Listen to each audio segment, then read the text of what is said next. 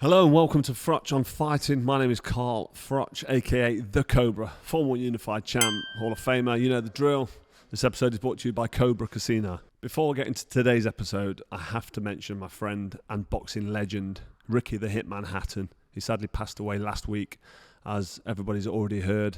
I was actually sat in my hotel room in Vegas, following on from the Crawford-Canelo fight, and checked my phone and R.I.P. Ricky Hatton, and I just thought, what's going off? That's what is going off? Basically, shocked. And then I checked on Google, double checked, and unfortunately, the sad news was true. Ricky Hatton passed away, and so sad, so shocked, unbelievable. I consider him a friend because I've spent a lot of time with him. I've been on meet and greets, I've been on glove signing and memorabilia signing sessions. I've worked with him on a couple of occasions, and every single time I've seen him, he just always makes me laugh. It was only back in April when I had him on the channel. I interviewed him and I asked him, three fighters you want next to you if we're going to a barroom brawl, and the first one he said was his ex-wife, and he just always got jokes. I mean, he always makes me laugh every time I see him. He's a bit of a comedian, isn't he, Ricky Hatton? I also remember seeing him as well before one of his fights. I think it was a couple of days, because he looked quite slim in the face and slim in the body, because he changed dramatically between fights.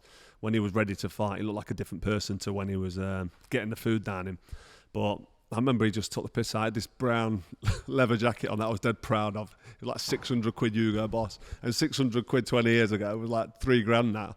And he just says, "You've had a nightmare, haven't you, with that jacket?" And I thought, I quite like this jacket. Totally writ it off. And the colour of it reminds me of the old David Brent jacket, Sergio Giorgini.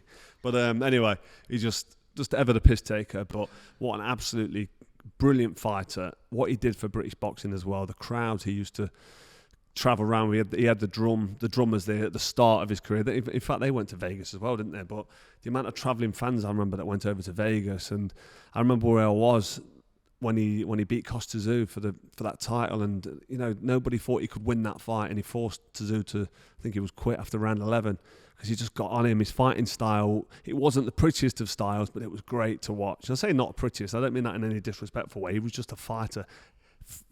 Fast foot forward, front foot forward, head first, body shots. I mean, he was renowned for his body shots. There was his famous shots, them that left hook to the body and that right hook little switch to the body. But body and head, aggressive, combination punches, putting fighters on the back foot, just drilling them with shots and forcing stoppages and knocking people out.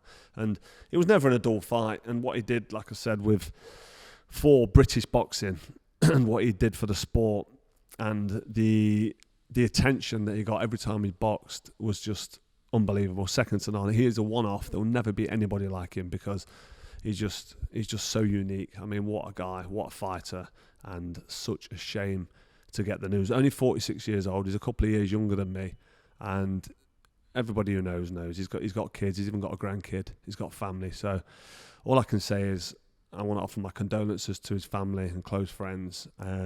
Very, very sad. But Ricky Hatton, you will be sadly missed. You'll never be forgotten. And what you did for the boxing world, thank you, a personal thank you from me, because you are an absolute legend in the game, and you will never be forgotten. So today I'm in London for a private media day for the fight, to build up the fight between Chris Eubank Jr. and Conor Benn. And I will be talking to both of these athletes later on today. Hopefully. I mean, I was supposed to talk to Chris before, and he never turned up. Does his own thing, Chris. You know, if he's got something in his mind, he don't want to do it, he doesn't do it. But I'm sure Conor will be great. Me and Conor seem to have forged a decent relationship. We have a good chat. I was with him a couple of weeks ago at the Darren Till fight. I was sat next to him most of the night when the Misfits boxing was going off, and then when Darren Till started shouting and screaming over the top rope, I looked round for my mate Conor Benn, and he was gone. He got on his toes. I don't know what happened, if he bottled it or if he just didn't want any part of opening the Cobra. He knows I can look after myself, so there was no biggie really. I mean, I'm here today, which is a day after the press conference, which happened yesterday, and there wasn't really a great deal to report on the press conference in terms of Eubank and Benn, because I feel like them two now have a bit of a profound respect for each other. They shared the ring for 36 minutes, 12 3-minute rounds, and they both went for it. Conor Benn went for it. He went for it too much. He was over-ego and he was pressing the pace too much. Eubank Jr. met him. He got clipped in round 3, I believe. So he knows he can be touched and hurt. Conor Benn knows he can land a big shot, and Eubank can stay in there and stay with him. So and it went 12 rounds, and he lost Conor Benn. So there'll be a respect there from Conor Benn, even though he don't like the guy, or as he says, he hates him. He'll still respect Chris Eubank Jr. And I think Eubank Jr. will now respect Conor, because obviously a smaller, lighter guy gave him hell for 12 rounds, and Eubank Jr. had to pull out a career best performance to take this fight to the distance and win a points decision. So the rematch is happening. I'm actually looking forward to the rematch because the first one was so exciting. I didn't think it'd be that good. I mentioned about the levels of it. I mean, the boxing skill and the quality of actually the art of pugilism kind of went out the window because of the way these two guys went at the fight. It was just Conor Benn trying to catch him with a big shot and trying to go in there and decapitate him, to use his words. And Chris Eubank Jr. fought fire with fire. And towards the end of the fight especially, Eubank Jr. showed me that he's got actually quite a bit of fitness and grit and determination, which I knew he had anyway from sparring many rounds with him.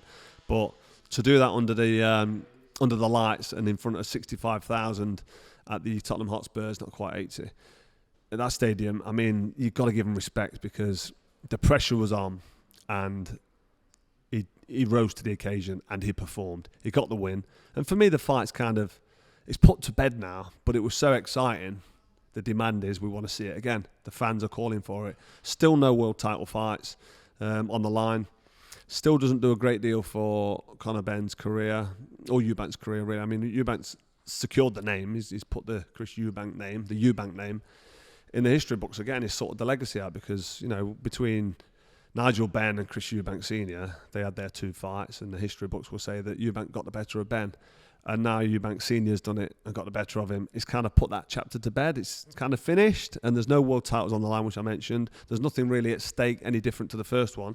In fact, less than the first one, because we know who won fair and square, and that was Eubank Jr. But it was a great fight. It was entertaining. So we get to see it again, and Conor Benn gets to take his time a little bit more and maybe try and box a little bit more cute in the rematch. We'll see what happens, won't we? But for me, it's a fight that probably means a lot less for boxing than what it does for the actual fighters. The fighters, for them, there's a lot at stake. Conor Benn wants to overturn the decision. And Chris Eubank wants to cement the decision and say, I've done it twice. Bottom line is they're making big bunts, aren't they? Big dollar, and they might as well make money. These are prize fighters. We can't begrudge them making money fighting, because that's what they do. That's why they get in the ring. But yeah, fight's happening November 15th. Looking forward to it. I might go to this one. Didn't go to the last one. I sat and watched it in a club, because I couldn't be asked to go down to London, if I'm honest. And I get bothered down now, the Cobra. I'm big in the game still. Everyone wants a picture. It's hard for me to sit and enjoy a fight.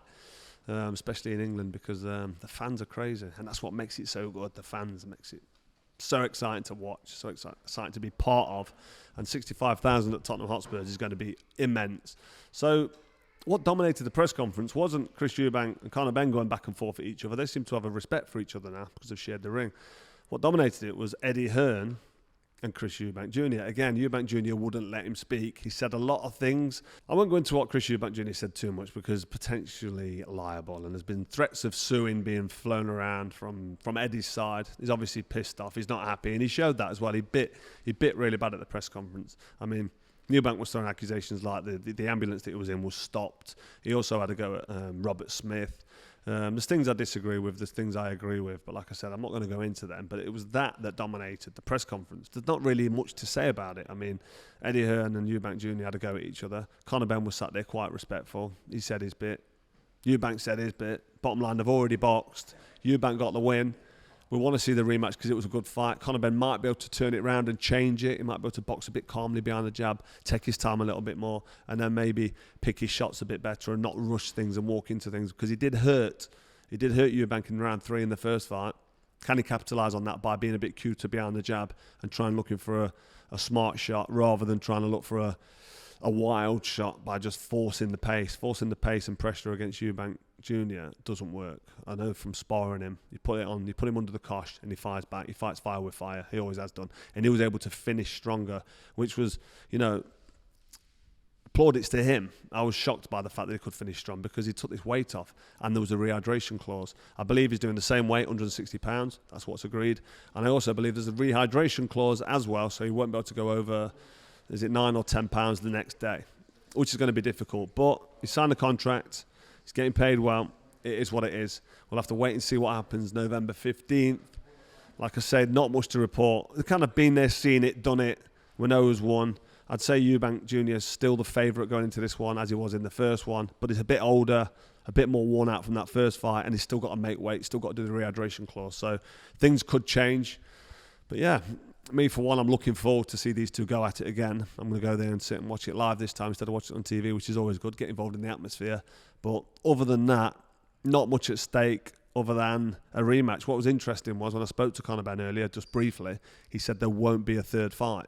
He said, we're not fighting again. Win or lose, and he's expecting to win. It's 1-1, you'd expect the trilogy, a third fight. Money might change that. If the old Bunsen burner gets brought into the mix and it's big money to see the trilogy, I'm sure he's going to do it. But Conor Benn said to me, I want to concentrate on my career now and go for a world title fight. So I think that's interesting, because if it is 1-1 and Conor Benn does pull off the win, then maybe there'll be big demand, huge demand for a rematch and have the trilogy. But we'll wait and see how that pans out. So that's it for another episode of Froch on Fight. I was in Vegas last week, up and down the big Vegas strip. Went down Elvis Presley Boulevard as well. Elvis Presley, what a guy. And today we're in London. We're on the road. We're giving the fans what they want. Hard hitting, just on the floor, aren't we, on the ground, doing the travelling, putting in the miles. Well, next week will be a bit more of a chilled one. I'll be in Nottingham.